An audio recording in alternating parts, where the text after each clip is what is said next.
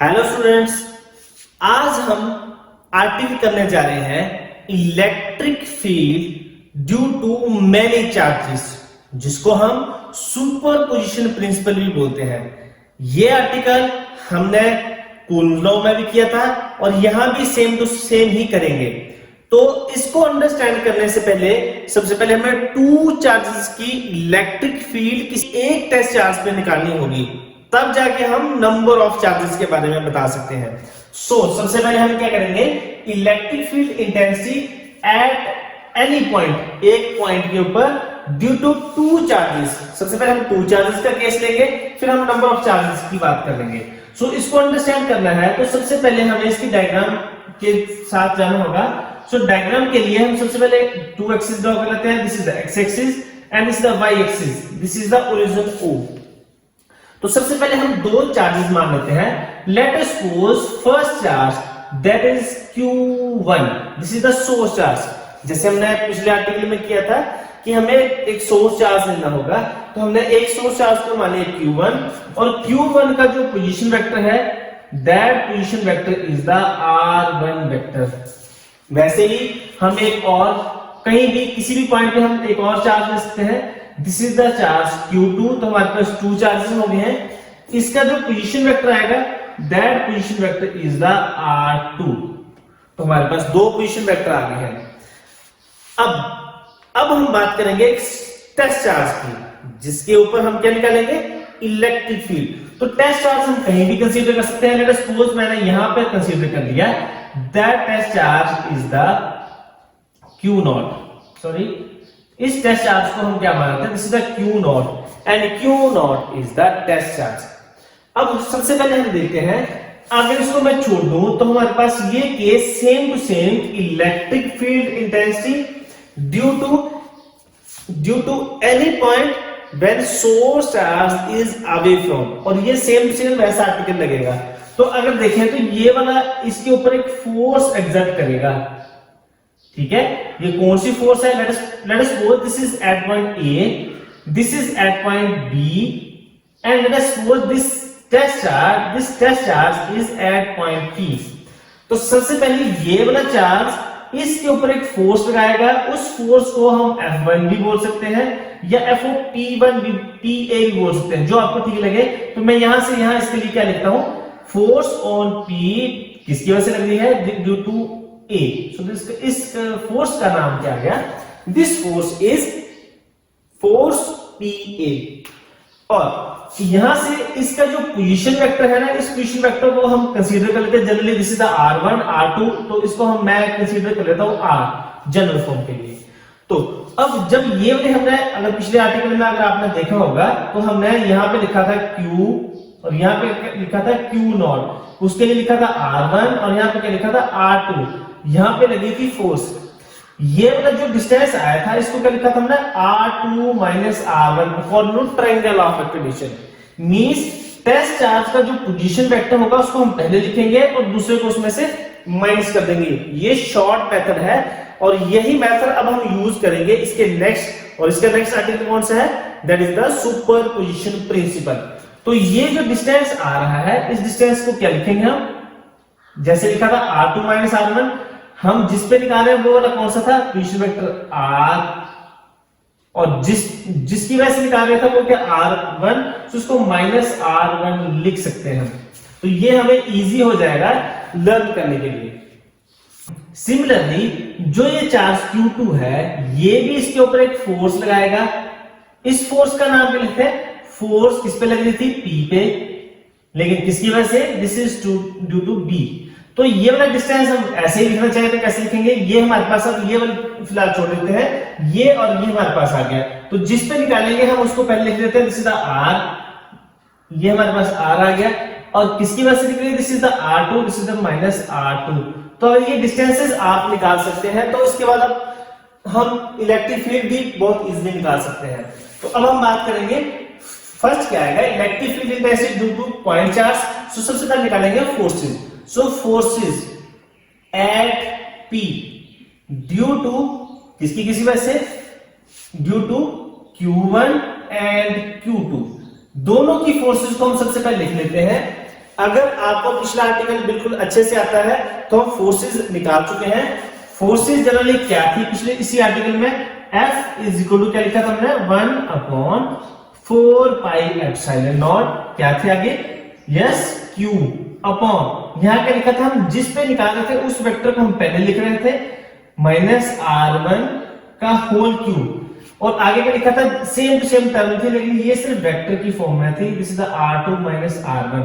इसका बेस मान के हम फोर्स निकालते हैं, तो first force that is the F of PA, A की वजह से कितनी है, हमें कंफ्यूजन रहेगी क्योंकि हमें सुपरपोजिशन प्रिंसिपल में नंबर ऑफ चार्जेस आएंगे, तो हम इसको जनरली F1 और F2 के साथ जितनी वैल्यूज आएंगे उनके साथ हम इसको कन्वर्ट करते चलेंगे।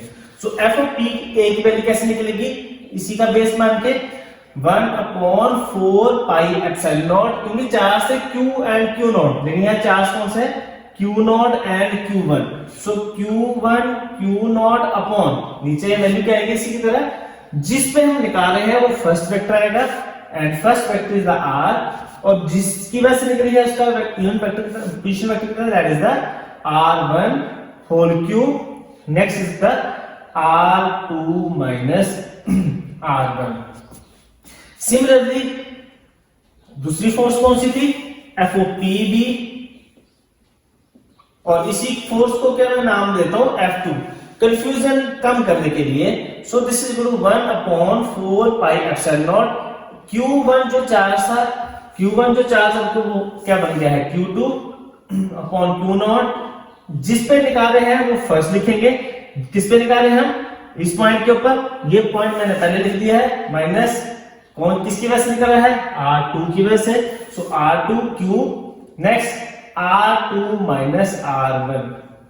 अब आप यहां से देखेंगे कि इस पॉइंट, ये पॉइंट कौन सा था, this is the test charge, और टेस्ट चार्ज के ऊपर जो फोर्स थी वो अब दो चार्जेस की वजह से निकल रही है, तो दैट मींस एक टेस्ट चार्ज के ऊपर दो चार्जेस फोर्स लगा रहे हैं, तो जब भी हम दो फोर्सेस एक पॉइंट पे लगाएंगे तो दैट मींस वहां पे उसका सम हो जाएगा, तो आप लगाते हैं सो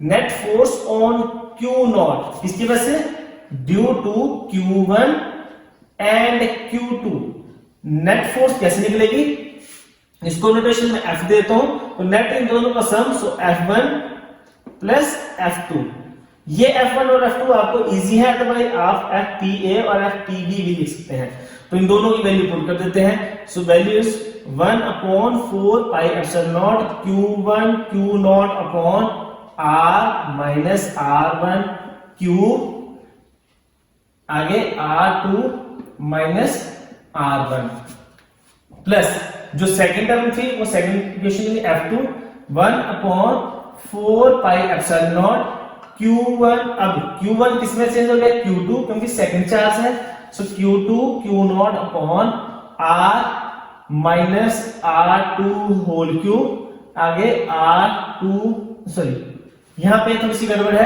यहां पे R माइनस R1 आएगा और यहां पे कितना आएगा R माइनस R2 हमारे पास आ गया।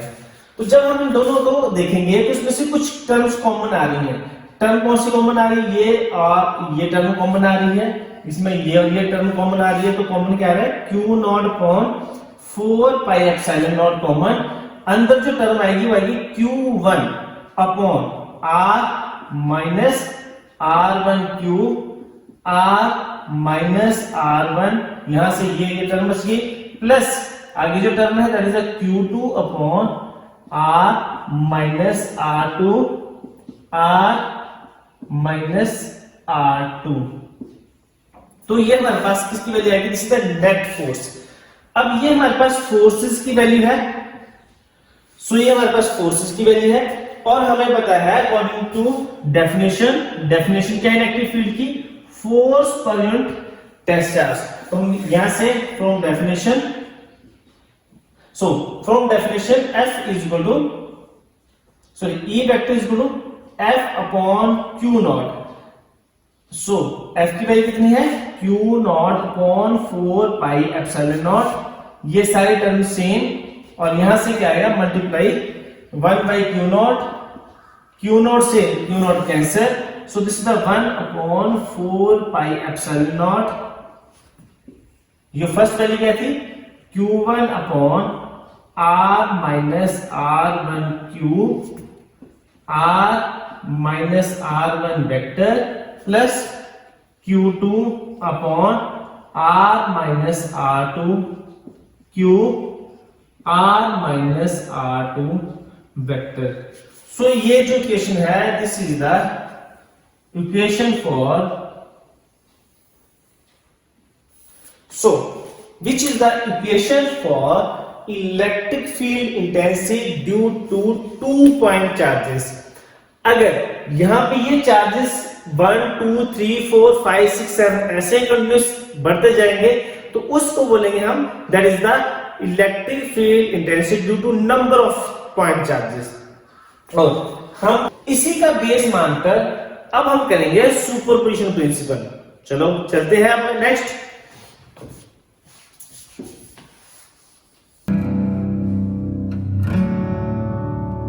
अब हम बात करेंगे electric field intensity due to number of charges. Electric field due to system of point charges, मतलब अब हम 2 पॉइंट की बजाय अब हम नंबर ऑफ चार्जेस लेंगे और उसको ही हम क्या बोलेंगे, that is the superposition principle. अब लेट अस सपोज इसको कैसे अंडरस्टैंड करते हैं। Let us suppose we have a 2D frame, that is the x-axis and this is the y-axis. So हमारे पास चार्जेस लेते हैं, this is the test charge. First of all जहां पे हमने इसको लेना है, जहां पे हमने इलेक्ट्रिक फील्ड निकाली है उसको क्या मान लीजिए, this is the test charge. अब हम नंबर ऑफ चार्जेस लेंगे, let us suppose charge Q1, second charge the Q2, ये चार्जेस कहीं भी हो सकते हैं। Third one is the Q3, next one is the Q4 and up to so on. एक जो लास्ट है हम उसमें लास्ट में देते हैं दैट इज Qn। तो अब इनके पोजीशन वेक्टर लिख लेते हैं। सो position vector of this is the R1, position vector of this is the R2 vector, position vector of this is the R3 vector, position vector of this is the R4 vector. Similarly इसका कितना आएगा, this is the Rn vector.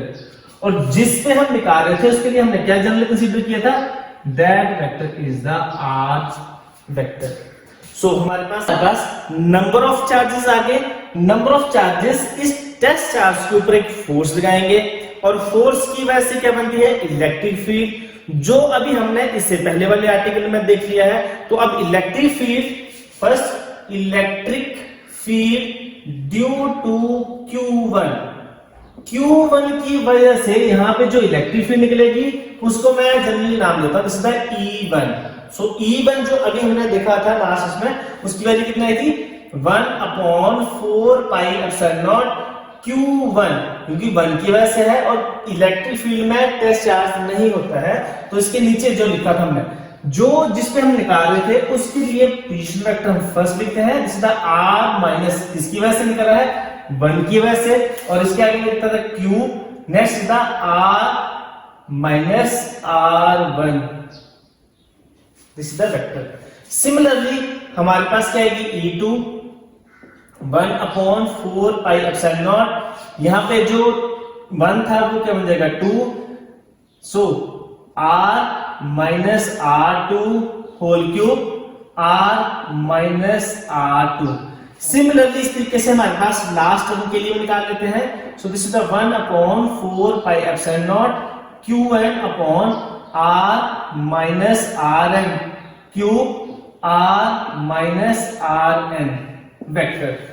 So according to superposition principle, the total electric field is the sum of individual electric field on that test charge.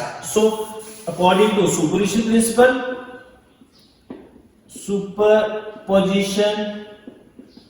principle, total electric field, net electric field is the sum of all electric field. So what is the value of E1? E1 is equal to 1 upon 4 pi epsilon naught Q1. इसमें आप देखेंगे ये term सभी में common है, तो मैं इसको फर्स्ट कॉमन लिख लेता हूं 1/4 पाई एप्सिलॉन नॉट, और जो बाकी टर्म्स है वो लिखना शुरू कर देते हैं। So Q1 upon R minus R1 whole cube R minus R1 vector plus similarly Q2 this is the R minus R2 whole cube R minus R2 vector plus up to so on. इस तरीके से number of होंगे और last की जो value वो लिख लेते हैं हम, दैट इज द प्लस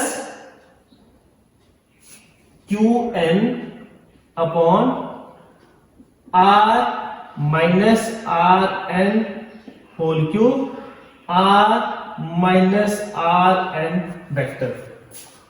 तो अब हम इस टर्म को अगर देखें तो इतनी बड़ी टर्म को हम लिखने में भी प्रॉब्लम आएगी, तो इसका हम एक समेशन फॉर्म लिखते हैं। शॉर्ट फॉर्म कैसे लिखेंगे? So electric field E is equal to 1/4 pi epsilon, सभी में कॉमन है। अब हम लेते हैं समेशन। समेशन का मतलब होता है सम, ये सिंबल किसको रिप्रेजेंट करता है? प्लस को। अब हम इसको कैसे लिखेंगे? इसके अंदर की जो टर्में हैं वो हम देखते हैं कौन कौन सी टर्में हैं। सभी में जो कॉमन टर्म्स है, यहाँ Q Q Q, तो सभी की जगह यहाँ पे जो कॉमन टर्म आ रही है वो आ रही है Q डिवाइडेड बाई, नीचे थी R। R is the position vector of this term, और ये किसके लिए आ रहा था? ये जनरल टर्म है फॉर टेस्ट चार्ज। माइनस आगे आ रहा है हमारे पास R1 R2 R3। तो फिलहाल मैं यहाँ पे एक टर्म लिखूंगा, वो फिलहाल बाद में मैं यहाँ एक सर्कल लगा रहा हूं जिससे आप बाद में अंडरस्टैंड करेंगे। का होल क्यूब, ये टर्म वैसे है, यहां भी है, यहां भी है, इस तरीके से यहां पे लिखेंगे। This is the R minus R vector, और यहाँ 1 2 3, तो हम यहाँ पे भी एक टर्म लिखेंगे, यहाँ पे भी। तो इस टर्म को कैसे लिखेंगे? क्योंकि ये टर्म स्टार्ट होगी 1 और लास्ट में कहां जा रही है? n तक, तो हम यहां से स्टार्ट करेंगे 1 और जा कहां पे रही है? 1 तक। लेकिन वैल्यू किसकी? हम इसको n कंसीडर कर लेते हैं। n is equal to 1 to last term, that is the n। ठीक है, तो हम इसके अब इन जगह पे कोई भी वैल्यू लिख सकते हैं। हम इसको a लिखना चाहें, इसको हम a भी लिख सकते हैं, b भी लिख सकते हैं, c, जब जो आपको ठीक लगता है। तो हम यहाँ पे क्या करते हैं? हम इसको Rn लिख देते हैं, फिर यहाँ भी n आएगा और यहाँ भी n। अब हम देखते हैं कि ये वाली टर्म ये वापस बन रही है या नहीं। तो हम क्या करते हैं? सबसे पहले हम n की वैल्यू क्या पुट करते हैं? n की वैल्यू 1 पुट करके देखते हैं सभी जगह। जैसे 1 पुट करेंगे, ये 1/4 पाई एप्सिलॉन नॉट, समेशन अभी तक लगा नहीं क्योंकि अभी सम बाद में करेंगे। सबसे पहले हम इसकी वैल्यू पुट करेंगे 1, ये क्या बन गया? Q1, नीचे क्या आएगा? R minus R1 whole cube N1, so R minus R1 6 plus, अब समेशन है तो समेशन का मीन प्लस। इसी तरीके से अब n1 पुट हो चुका है, तो अब हम नेक्स्ट क्या पुट करेंगे? n is equal to 2। तो जैसे हम इसमें 2 पुट करेंगे तो सिमिलरली हमारे पास ये टर्में आती जाएंगी। तो अब हम इसको जनरलाइज वेज में कैसे लिख सकते हैं? तो हमारे जनरल वे है, this is the electric field due to system of point charges, and this is called as superposition principle. Thank you student.